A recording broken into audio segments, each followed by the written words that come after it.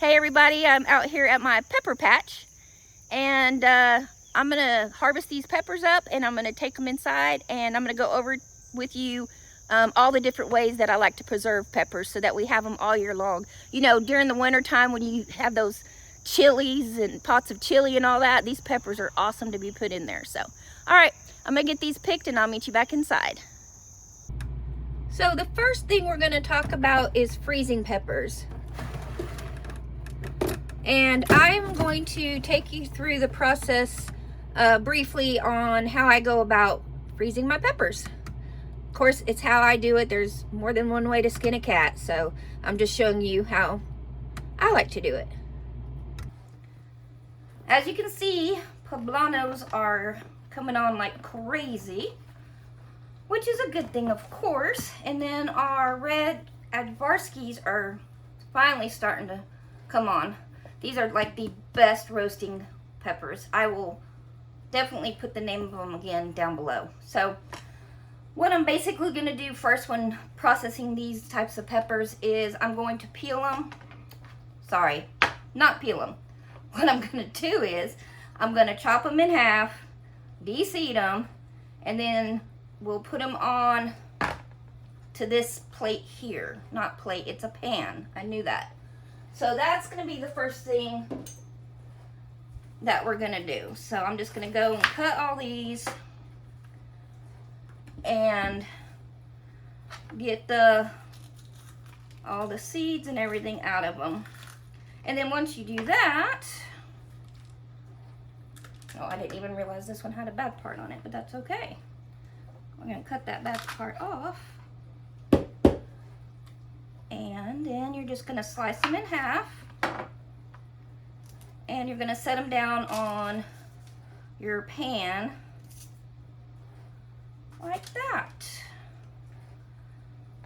So I'm going to get all these poblanos sliced and de-seeded and onto the pan, and then I'll bring you back.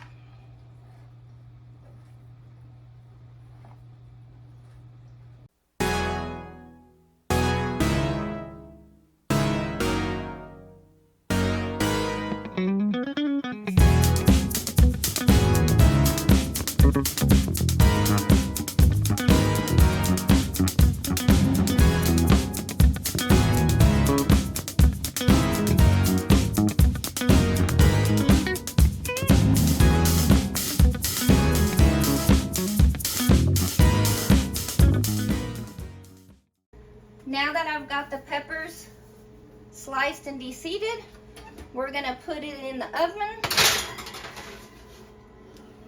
on broiler high. Since I'll be in the kitchen and I can keep an eye on them, I have them on high broil to char the skin.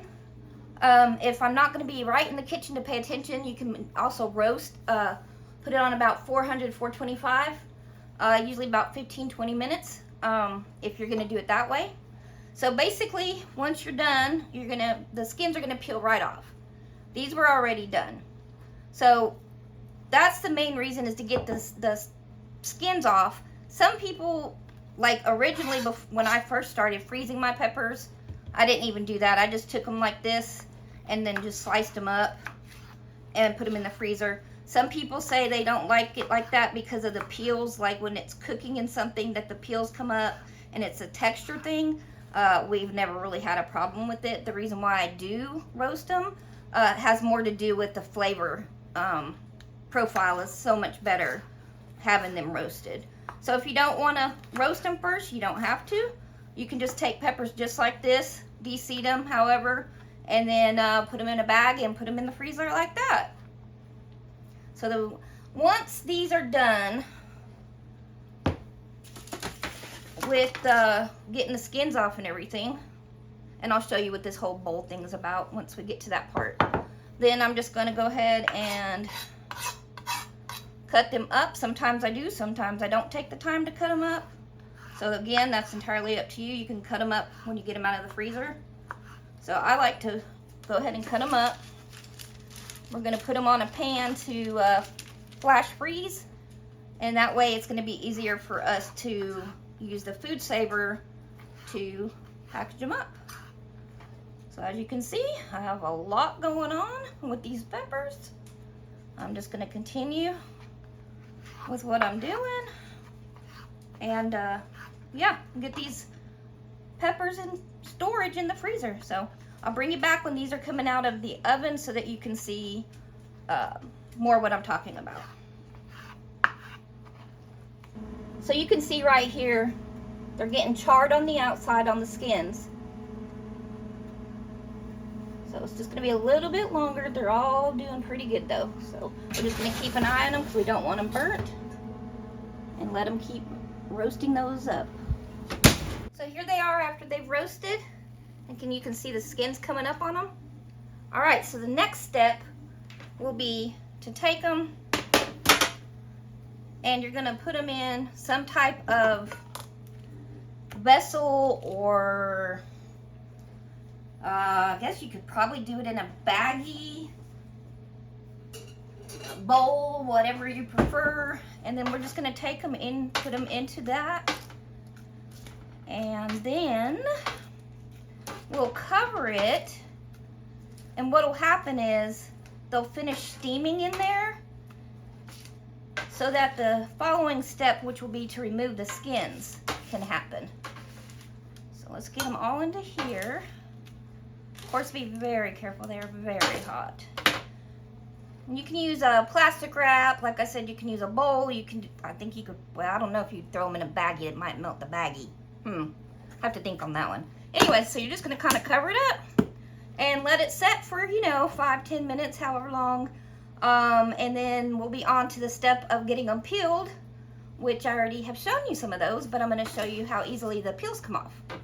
All right, so we'll be right back. Just like that, time has passed.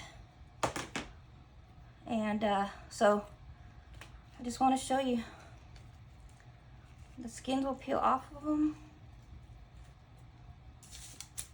really easily. Now there'll be parts that don't come off, and again, I don't really worry about that.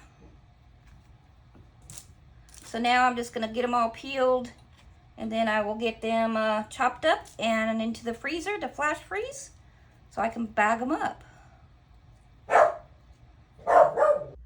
Okay guys, the flash freezing of the peppers is finished, so I just got to get those bagged up.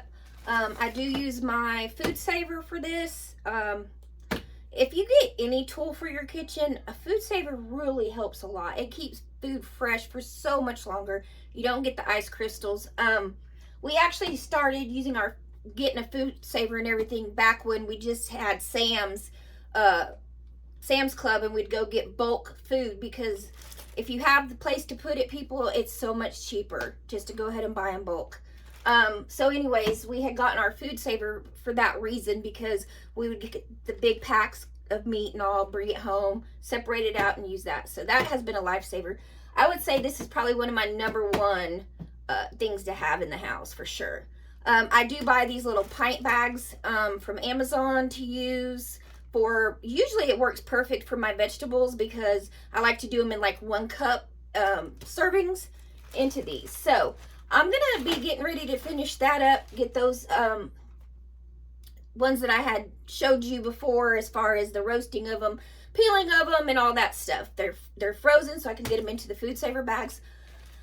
I'm gonna get that done. So I just wanted to come on here real quick before I finish and say that another way that really works good is the dehydrator with your peppers. So you don't necessarily have to have a dehydrator. You can dehydrate anything in your oven. You just turn it down really, really low and lay it down on sheets, sheet pans. I knew that word was in there somewhere. And so you can do it that way. So you don't necessarily have to have a dehydrator to put up peppers for future use. Like if you don't grow your own vegetables and you want to, they have some on sale, or let's say peppers on sale. Another way is, like I said, to dehydrate them up. Now, usually when we do our dehydrated peppers, we turn it into, once it's dehydrated, we like to use just a coffee grinder thingy, And then we turn it into a powder. I don't know how well you can see that. So this is our habanero, heatless habanero powder. And we just add it to all kinds of different things. It's almost like having, what am I trying to say, people? What is that? Oh, paprika. Yeah, kind of. So anyways, so dehydrating works. And then of course we have the freeze dryer. And so we have begun, you know, freeze drying them. And then I just put them in these jars. And you can throw them into soup, stews, chilies, whatever you want. If you don't have the freezer space, this is definitely a good way to preserve peppers. So, that being said, I've got to finish getting them packaged up and into the freezer. Thanks, guys, for joining me on this pepper preserving video. I really appreciate y'all joining in. Any questions, comments, concerns, please leave down below in the comment section. And yeah, we'll see you next time. Bye, guys.